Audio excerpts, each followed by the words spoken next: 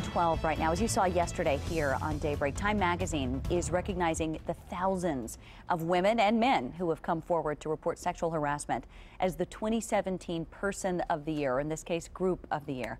Joining us now to talk about the significance behind the decision is Kristen Polisi, the COO of Indiana Coalition to End Sexual Assault.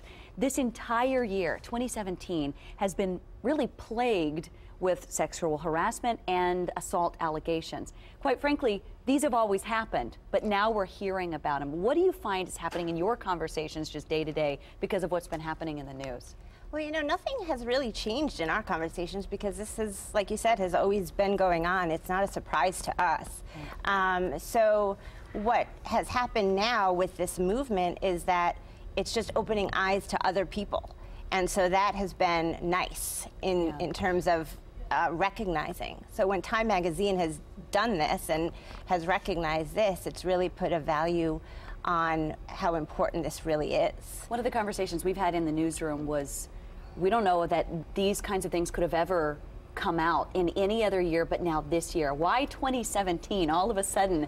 Because it's never gotten, I feel like, as much publicity or as much media attention as it has just in this year. Yeah. Gosh, you know, there has been some rumblings over the past year. There's been a lot of movement in college campus work, and so there has been some groundswell. And then I think that women have just become a bit more empowered to say enough is enough. And this was the year to do it. Yeah. So kudos to the strength of these women and men. Let's talk about ICASA, the Coalition to End Sexual Assault, that you are the Chief Operating Officer for. What is it that you guys do here in Central Indiana? So we work on a macro level to support survivors and to really bring awareness and work with the service providers themselves to work on policies and training and legislation and all of that on a macro level. Where do you think we still need to go? Because clearly this is still a problem. We're only just talking about it a lot in the news. But where do we go from here now? Gosh. So moving forward, we still really need to engage men in this movement. So we need to lock arms with men to end this. And I think that that's starting to happen. I know that in ICASA we have had more men reach out, and we have an Engaging Men program.